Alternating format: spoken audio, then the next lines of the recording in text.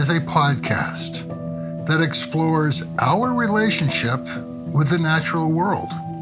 It consists of interviews, stories, and discussions that highlight the notion that nature is not a place one goes to, but rather a place one is already a part of, that we are nature. For those of you who are new to the podcast, my name is Stefan Van Norden. On this episode of Nature Revisited, we welcome Priyanka Kumar, the author of The Light Between Apple Trees. Priyanka Kumar is a naturalist and writer who profoundly re-envisions our place in nature and nature's place in our hearts and souls. Priyanka is the author of the nationally acclaimed book, Conversation with Birds. As a child in the foothills of the Himalayas, Priyanka was fascinated by the apples of the forest orchards. In The Light Between Apple Trees, Priyanka takes us on a journey to rediscover apples, their rich history, and a new way to foster our relationship with nature. The Light Between Apple Trees has been called environmental writing at its best and an urgent message about maintaining biodiversity in our time. Priyanka has taught at the University of California, Santa Cruz, and the University of Southern California, and serves on the Advisory Council of the Leopold Writing Program. Priyanka joins me from her home in Santa Fe to talk about the light between apple trees.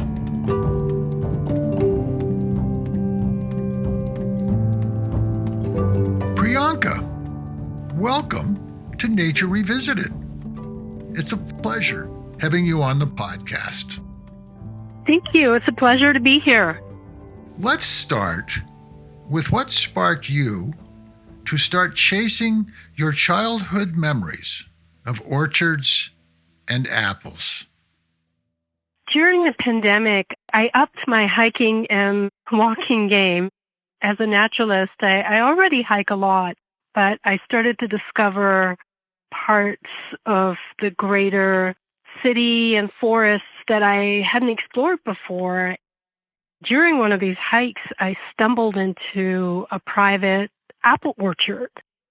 I marveled at the biodiversity it was supporting. I could clearly see that a bear was coming to this orchard on a regular basis. And I was finding amazing birds here, everything from the yellow-breasted chat to the white-breasted nuthatch.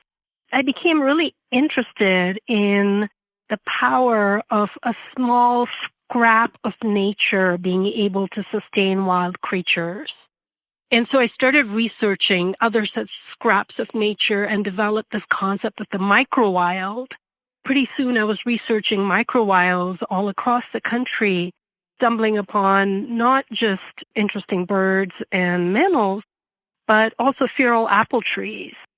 I experienced these feral trees as beings that exerted a powerful draw on me. And it had to do with a childhood memory would circle back to me every autumn, me wandering among mature apple trees.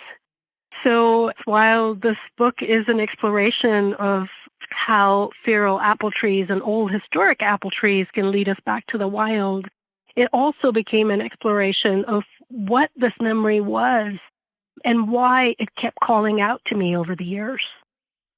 When did you first start to see wild orchards differently and as a place that could help lead us back to nature and biodiversity?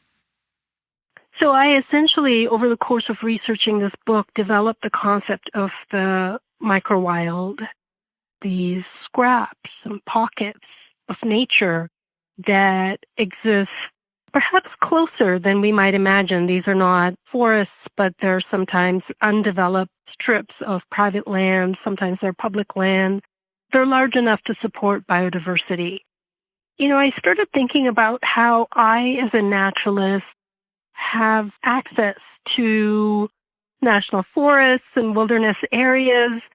But what about big segments of the population who cannot do that, whether they are elderly people or young children or people who are mired in socioeconomic conditions that don't allow them that kind of access? And I began to see the potential of the microwild to reconnect us back to nature. These are accessible areas. These are areas that are somewhere in the greater vicinity of the neighborhoods that we live in. I began to see the potential of these areas to reconnect us back to the wild. When did you first start thinking about writing The Light Between Apple Trees? And why did you choose that title?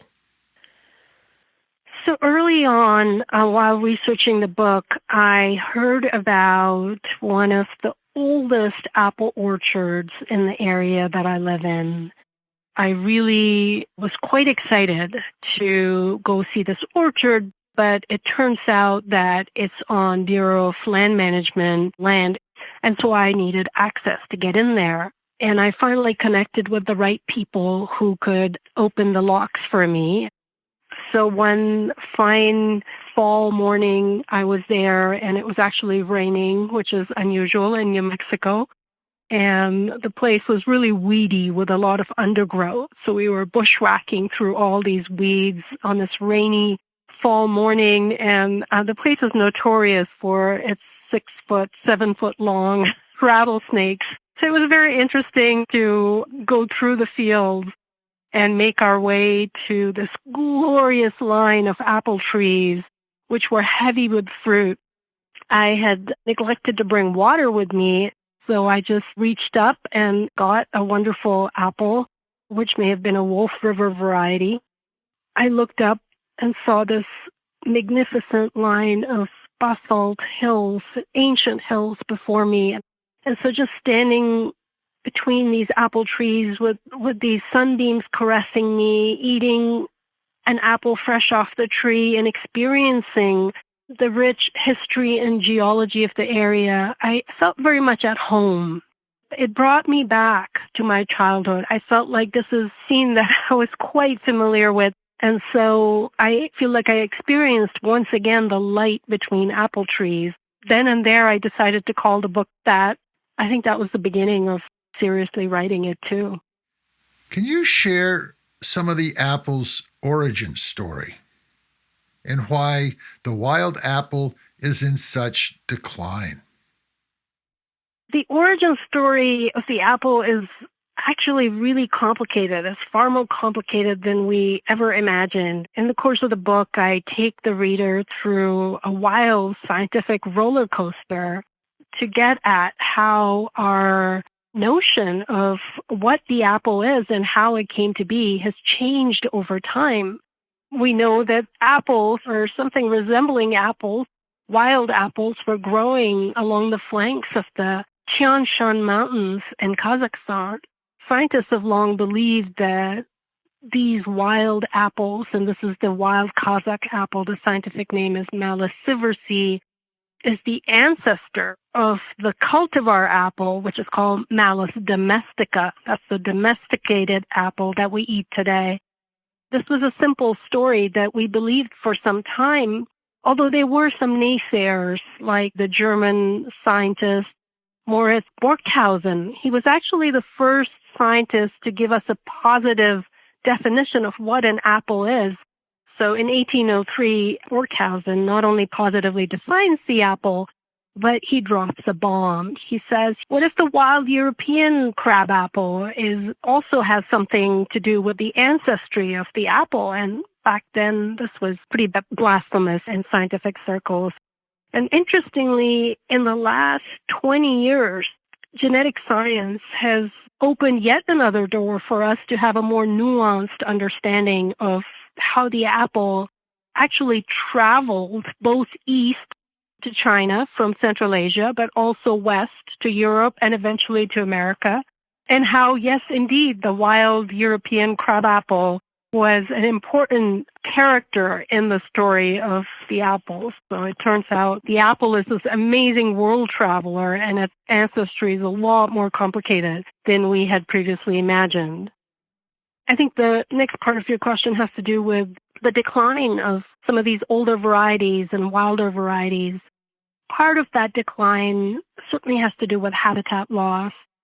Sadly, while the wild Kazakh apple still grows along the flanks of the Tian Shan Mountains, even there's experienced dramatic habitat loss over the course of the last century. It's not something that has been happening only in Kazakhstan. I mean, it's been happening in Europe as well, to the point that the wild European crabapple is also endangered today. So a lot of it has to do with habitat loss.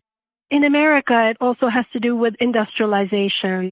The apple has become almost, in a sense, an industrial fruit where it's grown by these large corporations. With migration of people from rural areas to cities during the time of World War II, we lost a lot of our small apple orchards where orchardists were really into these beautiful old historic varieties. This didn't happen overnight, but decade after decade, we began to lose these varieties. There were once something like 16,000 varieties of apples in America alone. And now, the average person scarcely encounters perhaps anywhere from 5 to 8 varieties in their local supermarket. When did apples and orchards first appear in the New World? And what role did apples play in colonial times? So the apple has such an interesting story of when it traveled to America. And the first were probably the Jesuit priests who were bringing the apple to parts of Quebec, possibly as early as the 1600s. And around the same time, settlers were bringing apple seeds with them from everywhere from England to Ireland. I tell that story, but I also tell another story which is underwritten, and that is the story of the Spanish who also brought apple seeds with them and were planting them in the Southwest. Apple trees had been growing in the village of Manzano in New Mexico since the early 1700s. It's a big part of the identity of the villagers to this day. I spent some time in Manzano, one of the oldest private orchards in the country. I didn't realize that orchards and apples were so prominent in the Southwest. I always thought of the apple as a northern fruit. You're not alone. A lot of people don't think about the Southwest and apple in one sentence. It has to do with how the Spanish learned apple cultivation from the Moors. They learned about those water systems, the acequias, and then they brought all of that knowledge and technology to the Southwest. So we've had apple trees growing here since the early 1700s. So there's a rich, rich culture of apple growing and apple history in this area.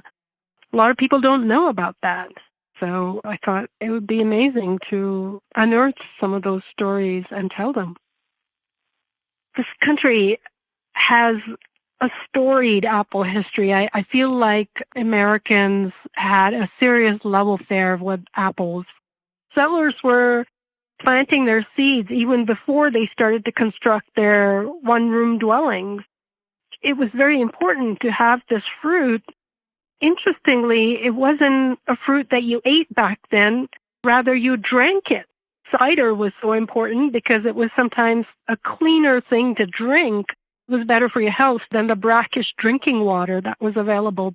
And of course, we have all that lore about Johnny Appleseed, who was planting seedlings and giving them away, sometimes selling them, traveling to all these different parts of the country. But all of this was essentially for ciders. Some of those apples were spitters, not really good for eating. So our early American apple culture was a cider culture. road crews were sometimes paid in cider instead of, when there wasn't enough cash around. From road crews all the way to somebody like John Adams, who had a habit of drinking a gill of cider every morning. He was growing his own apple trees and distilling his own cider. It's a very rich apple culture that we had in this country, and I try to go into some of those fascinating stories in the book. When was grafting first used on apple trees, and how did that change everything for the apple? There's still some controversy about when grafting actually started. Part of that controversy has to do with the fact that scientists try to read these Sumerian cuneiform tablets as best they can, but sometimes it's just simply not clear. There's some general consensus that grafting goes back to Mesopotamia. At one point, the soils there were gradually suffering from salinization. And so when farmers were growing grapes, they were confronted by varieties of grapes that were intolerant to salinization of the soil. They developed this technology of taking hardier rootstock that stand that soil and then grafting scions that were intolerant. This was a success. If this is actually true, and many scientists lean toward that, then this is where grafting actually began. And it did change everything for the apple. The apple happens to be one of those fruits where you simply plant a seed in the soil. You are not going to get the variety that you might covet. You may well get a spitter. So the only way to get a true variety, let's say you want to grow the Wolf River apple, you have to take a rootstock that is disease resistant and relatively hardy, and then you take a scion of the Wolf River apple and then you glue it to that healthy rootstock. And lo and behold, you have your Wolf River apple. Perhaps for obvious reasons, American farmers and orchardists were a little wary of this technology. For them, it felt almost like a devilish act to take the limb of one tree and tape it to the trunk of another. For the first 200 years of American history, American farmers didn't believe in grafting. Even Johnny Appleseed did not believe in grafting. It took some time before grafting took hold in America. Can you describe how foraging, finding, and then eating a wild apple can be such a life-changing act? We're living at a time when our days are consumed by technology. Our time is fragmented by all the devices that we're on. I think the very act of going out and seeking a microwild around us and perhaps finding some neglected old apple trees or perhaps feral apple trees, I think just doing that has become a radical act, which maybe is a commentary on how far we've gone in the technological direction. Someone who spent her early childhood in the foothills of the Himalayas, it has always been very important for me to sink into time, sink into nature. And I think that's when I truly feel like I'm one with nature, when I lose track of time and when I'm in the natural world for long, long stretches. The microwild can at least simulate a little bit of this feeling where we're out there hunting for some feral apples. Before we know it, we come upon perhaps a flicker, cueing and flying from one apple tree to another. Before we know it, a bull snake slithers by. We see the tracks of a coyote or a bobcat. And I think we start to think about the land itself and the rhythms of the land, the creatures of the land.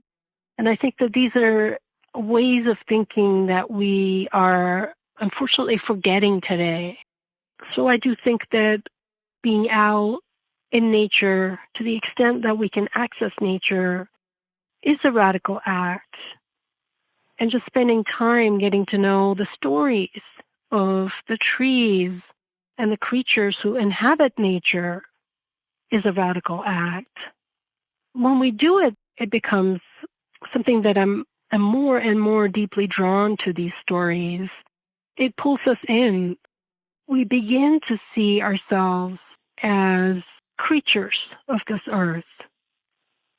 And we begin to feel a sense of caring for this land, for this beautiful planet that we live on. And I think that's where the life-changing part of it begins. Because once we take it personally, once we take the land and her creatures personally, something transforms inside us. And that's the beginning of a deeper journey. And how is the simple act of planting an apple tree an act of hope? This is a time when we're losing biodiversity in nature. One reason I felt that telling the story of apples was important in this book is because it mirrors the larger story of biodiversity loss. The loss of apple variety is something that we can relate to because it's so visceral. And the apple lore is so beautiful and so interesting. It opens all kinds of doors to history and science and culture. I recently harvested my Newtown pippin tree. Newtown pippin is one of the oldest apple varieties in the country, dating back all the way to the 1750s. It's not a great looker, but it's a great keeper, which was very important in that era before refrigeration. Benjamin Franklin realized how popular it was in America and thought we should export this to the UK. And it became a hit. Even Queen Victoria became a devotee. So to be growing this very apple tree in my own garden, connects me to all of that lore. It's a beautiful way to connect yourself back. It's almost like time travel. And then again, some of these older varieties are in danger of being lost. They may still survive in labs, but they no longer survive in our gardens. Once they stop surviving in the culture, they're culturally dead. I'm also growing the Wolf River now, which also has a rich, storied history all the way from Quebec to Wisconsin to New Mexico. The reason that there is something spiritual about it is because these apple trees are connecting you to all these people who came before you and drew sustenance from these apples. And then you have the gratification of knowing that planting these trees and watering these trees and caring for them over time is the gratification of knowing that you're contributing to there being a greater apple biodiversity in your country. So, what are some of the consequences of our abundant use of pesticides on apples? And what does that say about our culture? One reason that we use these pesticides is because these growers think that what American consumers want is that beautiful apple.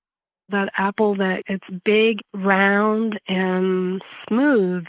That's not necessarily what apples look like when you are wandering through a historic orchard or a private orchard. You really start to develop the fondness for apples that are misshapen somehow. Sometimes you have to eat around the worms, and that's okay.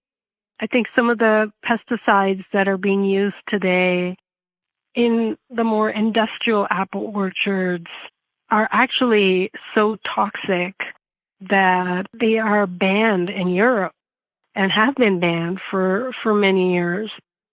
So we pay a very high cost for what we perceive as a beautiful apple. These pesticides are not only eventually making their way into our bodies, but they are also making their way into the soil at large. These industrial orchards are made possible by inputs of insecticides, herbicides, and fertilizers. I think people who care about apple varieties and apples would be wise to seek out organic apples. One way to do that is to really seek out the organic orchards in your community. I know I'm very fortunate in New Mexico where there's some historic villages around us, like the village of Chimayu, where they've been growing apples for many, many generations. So sometimes when you're driving around, you might come across a wonderfully ancient farmer selling apples from the back of his pickup truck.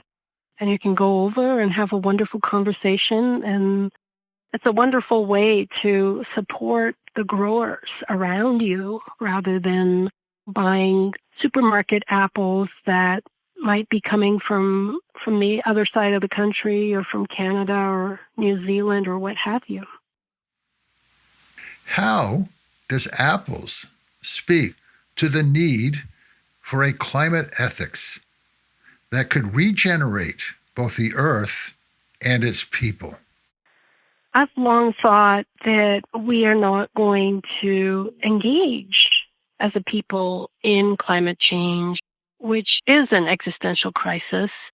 But I don't think that as the whole we're going to engage seriously in this until we renew our frayed connection with nature. Unless we have a stronger sense of what the rhythms of nature are, we may not care so much about how they're changing. Sometimes we have to. It's a rude awakening when climate change knocks at our doorstep. And this is where I think apple trees are the way of connecting us to nature because there is that resonance. This fruit connects us to science and history and culture, everything that came before, mythology. When we start planting these trees, especially when we plant some of these older historic varieties and we experience all of that gratification, over the seasons, we also experience weather fluctuations more keenly. Early frost, or if there's a drought going on, that's all impacting our apple tree. So we experience it more keenly. We become more aware of how the climate is changing.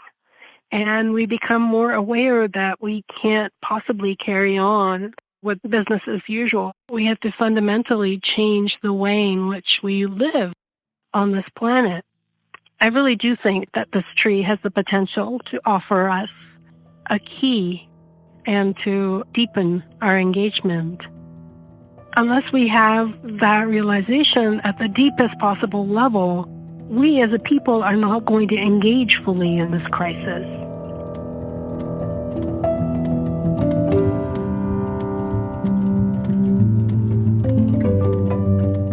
I hope you enjoyed this episode with Priyanka Kumar and that you take the opportunity to read her latest book, Light Between Apple Trees, and that you visit her website, priyankakumar.com, to learn more about the other books she has written. If you enjoyed this episode of Nature Revisited, please share with friends, family, and colleagues. And please rate us on your favorite podcast server. It will help us to reach a larger audience. You can follow Nature Revisited on Facebook, Instagram, YouTube, and on our website, nordenproductions.com. And please share your comments and suggestions for future guests for Nature Revisited on the comment section of this episode on our website. The music for this episode is The Machine in the Garden by Ben Cosgrove from his album, The Trouble with Wilderness. The Nature Revisited team consists of Stefan Van Orden, Charles Gagan, and Scott Chasky. And I hope you will join us for the next edition of Nature Revisited. And in the meantime, remember, we are nature.